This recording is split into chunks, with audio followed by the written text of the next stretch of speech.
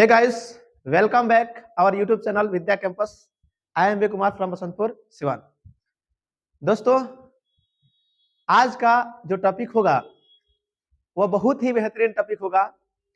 मैं पूर्ण विश्वास के साथ ये कह सकता हूं कि जैसा आज का टॉपिक है, शायद आप उसके बारे में पहले कभी नहीं सुने होंगे और ना ही कभी जानने का प्रयास किए होंगे। तो टॉपिक स्टार्ट करने से पहले मैं सभी साथियों को नए साल को हार्दिक शुभकामनाएं देना चाहूंगा और मैं अपने विद्यार्थियों से कहना चाहूंगा कि जैसे नया साल आया है आपके जीवन में या हमारे जीवन में, उस नए साल में एकदम नए ऊर्जा के साथ आप मेहनत कीजिए। बहुत जबरदस्त तरीका से आप पढ़ाई को कीजिए।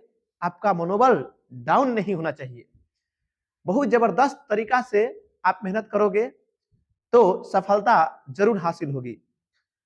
दोस्तों, खुशी इस बात से है कि जीवन में एक नया साल आया है और दुख इस बात से भी है कि अपने जीवन का एक साल जो है घट गया है।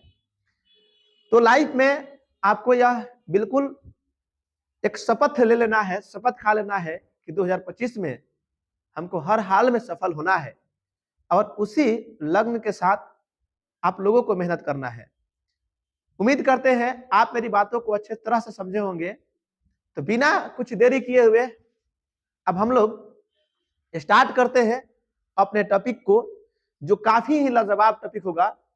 वह टॉपिक का नाम क्या है, चलिए उस चीज को थोड़ा सा देखने का प्रयास करते हैं। थोड़ा सा आप लोगों से मैं अनुरोध करूंगा कि कृपया आप वेट जरूर कीजिएगा। हाँ, आप लोगों से जाते जाते क्या स्टार्ट करने से पहले एक बात कहना चाहूंगा। And one more things, if you like this video don't forget subscribe and like. Okay guys, चलिए आते हैं अपने टॉपिक पे भाई लोग। तो टॉपिक का नाम क्या है, थोड़ा सा सब्र रखिएगा, सारी बात आपको समझ में आ जाएगी। ठीक है भाई, थोड़ा सा वेट करें। चलिए बाबू लोग, तो थोड़ा सा पेशेंस बनाए रखें। आइए, जैसा कि आप लोग मेरे डियर स्टूडेंट्स देख रहे हैं, let's learn the difference between words. चलिए अब हम सीखते हैं शब्दों के बीच अंतर को, है ना। शब्दों के बीच अंतर को हम लोग समझने का प्रयास करेंगे और पेशेंस बना के रखिएगा। इतना अच्छा शब्द जो होगा शायद आप जानते होंगे, इसके बारे में हर कोई रूबरू है, इससे हर कोई रूबरू है, लेकिन कभी प्रयास ही नहीं किए। We don't try to understand, we don't try to learn about this topic. इसके बारे में जानने का, समझने का हम लोग प्रयास ही नहीं किए। तो आज हम इस चीज को पढ़ने का, समझने का बिल्कुल प्रयास करेंगे। ओके गाइस, तो चलिए बाबू लोग, फर्स्ट आपका ये टॉपिक है, जैसा कि आप देख पा रहे हैं, say and tell. What is difference between say and tell? क्या अंतर होता है से और टेल में? इस चीज को जाने, फिर आप लोग पिक्चर को देखिएगा। से के मतलब कहना होता है और टेल के मतलब ही कहना होता है। What is difference between say and tell? तो देख रहे हैं, से के मतलब कहना यानी one sided, listener not present. यानी से के मतलब क्या होता है, से के मतलब कहना या बतलाना, और टेल के मतलब भी लगभग सिमिलर ही है। टेल के मतलब भी बतलाना या कहना होता है, लेकिन दोनों में बस इतना माइनर डिफरेंट है कि से आप देख पा रहे होंगे ये पिक्चर को, यह व्यक्ति इससे कुछ कह रहा है, इसमें सुनने वाला मौजूद नहीं है, सुनने वाला मौजूद नहीं है, यानी listener is not present here, listener यहां मौजूद नहीं है। बट अगर टेल की बात करें, टेल किसको कहते हैं, तो जब ये व्यक्ति इससे बात कर रहा है और ये जो बंदा है ये बातों को सुन रहा है, यानी इसमें कहा जा रहा है किसी से, मतलब वार्तालाप तो हो रहा है, लेकिन इसमें लिसनर भी मौजूद है। लिसनर कहने का मतलब क्या, first person second person, first person second person दोनों हो, थर्ड पर्सन भी हो, वहां पे टेल यूज किया जाता है। जबकि से में क्या होता है, फर्स्ट पर्सन और सेकेंड पर्सन ही मौजूद होता है, थर्ड पर्सन मौजूद नहीं होता है। आशा करते हैं इस टॉपिक को बहुत अच्छे से आप लोग समझे होंगे। ओके गाइज, नेक्स्ट टॉपिक ये है difference between walking, jogging and running. Walking, jogging and running. Walking के मतलब क्या होता है? What means walking, what means jogging and what means running. क्या हम इस चीज को पहले से जानते थे? जी बिल्कुल जानते थे। वॉकिंग भी आप लोग सुने हैं, जॉगिंग भी सुने हैं, लेकिन रनिंग भी सुने हैं। आखिरकार अंतर क्या है इस तीनों शब्द में? तो पहला हम लोग का वर्ड आया वॉकिंग। वॉकिंग के मतलब टहलना। आप पहले तीनों वर्ड देख लो। वॉकिंग के मतलब टहलना, जॉगिंग के मतलब भी टहलना, और रनिंग के मतलब तो दौड़ना होता है। आइए इस चीज को समझते हैं। वॉकिंग के मतलब टहलना, it is slower version of the jogging. यानी गाइस, वॉकिंग किसको कहते हैं? तो देखिएगा, अगर हम लोग केवल ऐसे चल रहे हैं, ऐसे चल रहे हैं, तो यह वॉकिंग है। यानी आप नीचे देखोगे तो लिखा गया, साफ सुथरा लिखा गया, it is the slower version of jogging. यानी यह जॉगिंग का स्लो मोशन है। जॉगिंग किसको कहते हैं? तो देखो बाबू लोग, गाइस, ये भी आप देखना है। जॉगिंग यानी यह व्यक्ति वॉकिंग कर रहा था, यानी थोड़ा थोड़ा चल रहा है, लेकिन इससे थोड़ा तेज ये चल रहा है। इससे जो जॉगिंग, वॉकिंग जो था, इससे थोड़ा फास्ट होता है जॉगिंग। जॉगिंग के मतलब होता है टहलना। It is a slower version of running. यानी यह रनिंग से स्लो होता है। रनिंग के मतलब बहुत तेज, उससे स्लो जॉगिंग, उससे स्लो वॉकिंग। क्लियर है?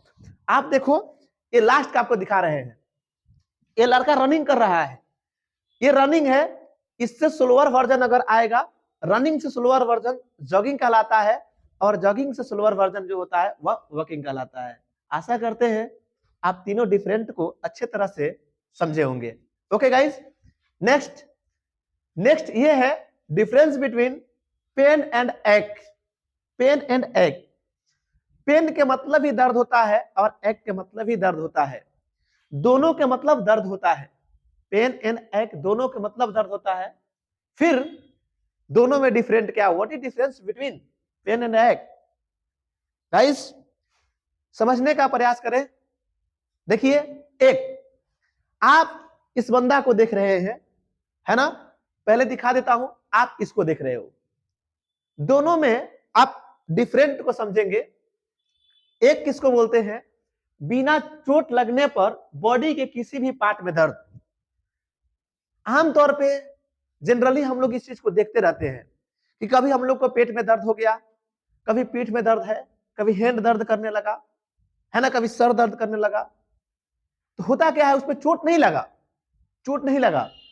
और जब बिना चोट लगे अगर हम दर्द को फील कर रहे हैं तो उसको एक कहते हैं।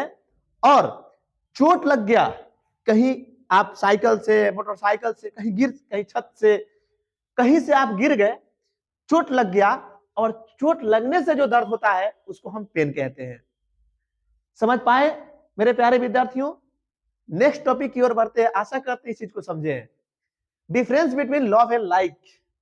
ये बेसब्री से जिस टॉपिक का आपका इंतजार था, लव वर्सेस लाइक। लव और लाइक में अंतर क्या है? मेरे प्यारे विद्यार्थी और मेरे रिस्पेक्टेड गार्जियंस, आज तक जो हम लोग लव और लाइक की जब बात आती है तो मन में कुछ अजीबो सा फीलिंग आती है, एक अलग भावनाएं मन में उत्पन्न होती है, लेकिन ऐसा कुछ है नहीं। लव शब्द बोलने में भी हम लोग को शर्म आता है। किसी के सामने अगर हम बोल दिए आई लव यू, तो बहुत शर्मिंदगी महसूस होती है। हो सकता है अगला वाला मेरी बात से बुरा भी, गुस्सा भी हो जाए, हमारे बात को बुरा भी मान जाए, लेकिन ऐसा कुछ नहीं है। ऐसा कुछ नहीं है। आइए हम लोग समझते हैं आखिरकार लव और लाइक में अंतर क्या है। तो देखिएगा, आप पिक्चर के माध्यम से देखे होंगे, काफी खूबसूरत पिक्चर है। देखो, लव के मतलब क्या होता है? लव के मतलब होता है बहुत ज्यादा पसंद करना, जिसके लिए आपको बहुत चाहत होती है। बहुत ज्यादा पसंद तो करते, लेकिन एक होता है पसंद करना नॉर्मली, और एक होता है बहुत ज्यादा पसंद करना। वह पसंद कुछ भी हो सकता है। अगर आप अपने पेरेंट्स को बहुत ज्यादा पसंद करते हैं तो आप कह सकते हैं आई लव यू, या I love her, I love his, कुछ आई लव हिम, कुछ भी कह सकते हैं। पेरेंट्स को भी अगर आपको कोई खाना, कोई भोजन बहुत ज्यादा पसंद है, बहुत ज्यादा पसंद है, जैसे मुझे मान लीजिए सपोज दैट मुझे पूरी सब्जी बहुत ज्यादा पसंद है, तो मैं कह सकता हूं आई लव पूरी एंड सब्जी। Okay, understand? तो देखिए, आप जिसको बहुत ज्यादा पसंद करते हैं उसके लिए लव यूज करते हैं, चाहे वो खाना हो, चाहे कोई पर्सन हो, चाहे कोई वस्तु हो, उसके लिए लव यूज। राधा कृष्णन की बात आती है तो देखिएगा, ये लॉर्ड कृष्णन जो है, इनको चाहने वाले बहुत लोग थे, पसंद करने वाले बहुत लोग थे, 16,000 गोपियां थी, लेकिन यह केवल एक व्यक्ति को पसंद करते थे, उससे बहुत ज्यादा पसंद करते थे। वो कौन थी? राधा थी। तो राधा के लिए वो क्या यूज करेंगे? लव। बात समझ में आया? अब देखो, एक खूबसूरत सा एक तितली है, हो सकता है बहुत कुछ लोग बहुत ज्यादा इसको पसंद करें तो इसके लिए लव यूज कर सकते हैं। मैं कह सकता हूं आई लव इट, ओके, या मैं कह सकता हूं आई लाइक इट। समझ पाए? अगर केवल पसंद करने की बात आए, जैसे मान लीजिए कोई खाना बहुत ज्यादा पसंद नहीं है, केवल पसंद है, तो मैं कह सकता हूं आई लाइक दिस फूड, या बहुत ज्यादा पसंद है तो बोल सकते हैं I love this food. Okay guys, तो लव लाइक में आपको अंतर समझ में आ गया होगा। लव के मतलब होता है, लव के मतलब होता है बहुत ज्यादा पसंद करना, इट मींस प्यार करना, और लाइक के मतलब होता है ओनली पसंद करना। Okay, next topic, difference between crowd and mob. Crowd and mob, crowd के मतलब ही भीड़ होता है और मोब के मतलब भी भीड़ होता है, दोनों के मतलब भीड़ होता है। तो फिर what is difference between crowd and mob, अंतर क्या है? तो देखिए गाइस, मोब क्या होता है? Group of peoples. मोब भी ग्रुप ऑफ पीपल्स है और क्राउड भी ग्रुप ऑफ पीपल्स है, लेकिन फर्क क्या है? मोब उसको कहते हैं कि भीड़ तो होगी, भीड़ तो होगी, लेकिन वो भीड़ जो है वायलेंट होगा, केओटिक होगा, हिंसक भीड़ हो जाए, जहां पे दंगा हो गया, और दंगा में उभरे जो भीड़ होते हैं ना, उसको हम मोब कहते हैं।